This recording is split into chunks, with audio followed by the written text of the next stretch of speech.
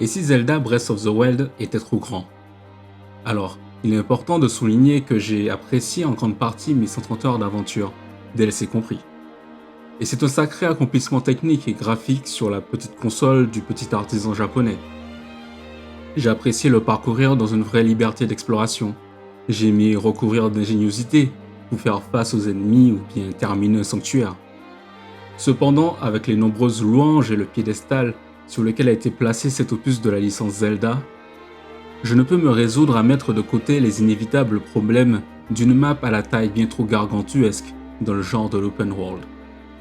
Et si on va louer la narration environnementale avec ses ruines, ses carcasses de gardiens, Zelda Breath of the Wild n'échappe pas à la lassitude que l'on finit irrémédiablement à atteindre dans les open world.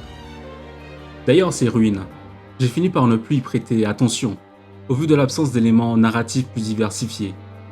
Au bout de l'énième bâtiment abandonné ou détruit, j'ai compris que je n'y trouverais que peu de récompenses.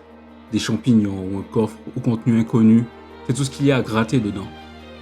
Les interactions avec les autres voyageurs ou avec des villageois donneurs de quêtes, bien que faisant usage de la géographie pour vous indiquer des points d'intérêt, ces derniers se retrouvaient être bien trop souvent des sanctuaires un peu plus cachés que ceux que vous voyez depuis une tour ou une hauteur du monde.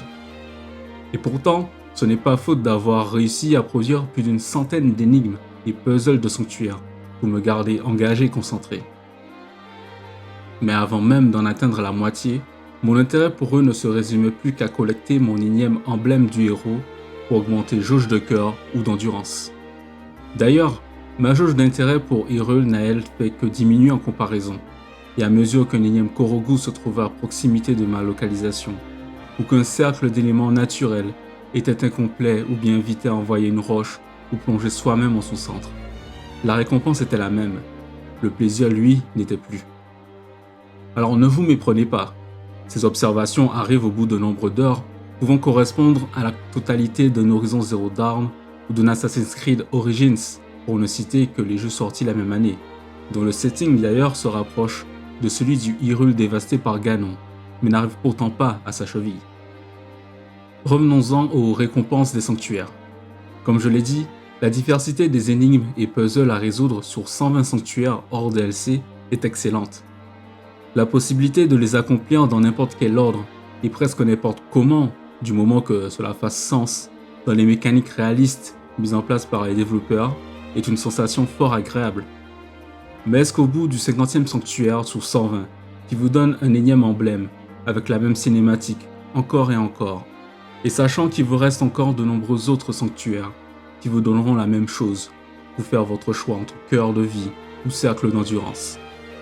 Cette sensation agréable ne s'estompe-t-elle pas?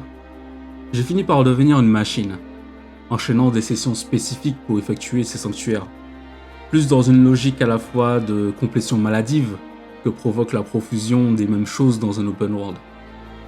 Je ne demande même pas à avoir une diversité monstre dans des récompenses à la fin d'un sanctuaire, certains mentionnant des pistes qui auraient fait sens selon moi avec les différentes mécaniques du jeu, par exemple octroyer des bonus d'amélioration sur les pouvoirs de la tablette en finissant des sanctuaires plutôt que d'en acheter.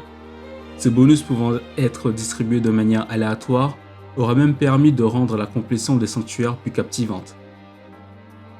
En plus d'obtenir plus de cœur ou d'endurance, j'obtiens des capacités spéciales ou j'améliore celles que j'ai obtenues.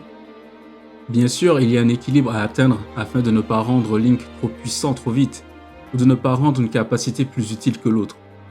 Mais c'est un sentiment que j'ai malgré tout ressenti avec Rionis ou Polaris, étant très situationnel en combat en comparaison de Cinétis bien plus adapté à tous les ennemis.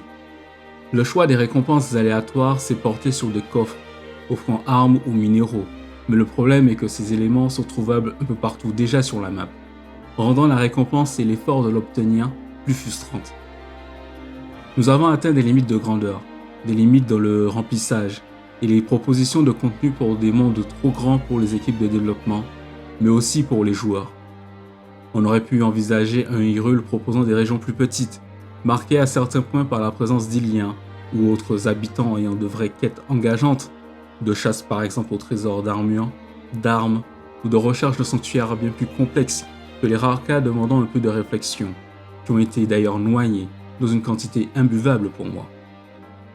Cela souligne l'importance de trouver un équilibre entre liberté d'exploration et une progression narrative et environnementale plus engageante pour maintenir l'intérêt des joueurs sur la durée. Un équilibre que même Breath of the Wild n'aura pas su dompter pour moi.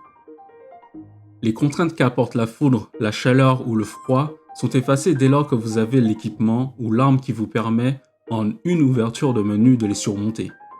Répétez l'opération sur plusieurs centaines d'heures que propose le jeu et cela devient bien moins fun. La pluie et les parois glissantes sont une des rares choses qui marchent parfaitement pour moi. Même avec votre équipement d'escalade, vous devez prévoir votre ascension en fonction de la météo changeante. Les particularités des autres événements ou régions du jeu ayant que peu d'impact sur mon aventure, une fois l'équipement adéquat acquis et facilement équipable, cela devenait plus disruptif qu'immersif, même pour un bref instant. Maintenant, fallait-il contraindre ces possibilités? Je ne pense pas, car si vous voyez un peu là où j'essaye de mettre le doigt, le problème c'est que l'aventure fut si longue et le monde si grand que ces éléments ont fini par se diluer avec le temps.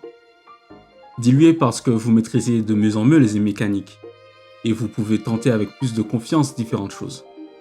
Et cela offre un certain sentiment de liberté d'action, qu'aucun autre open world a su offrir comme Breath of the Wild.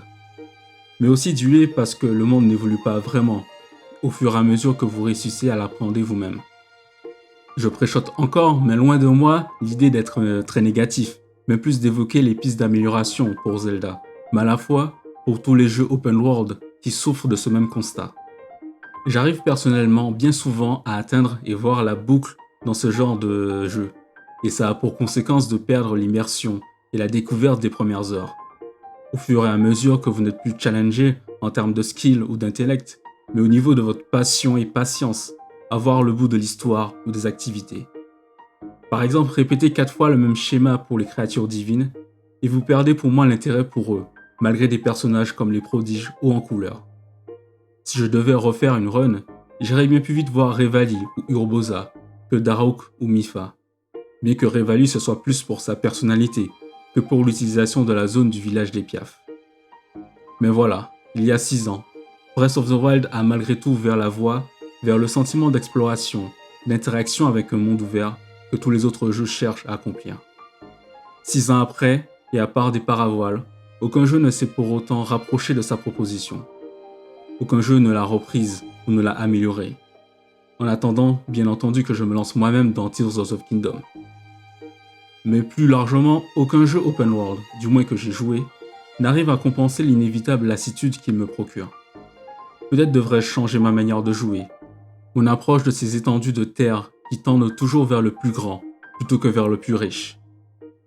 C'est sur cette question ouverte que je vous laisse méditer si vous aussi, la proposition des fameux open world dans l'industrie ne cesse de vous laisser un goût amer.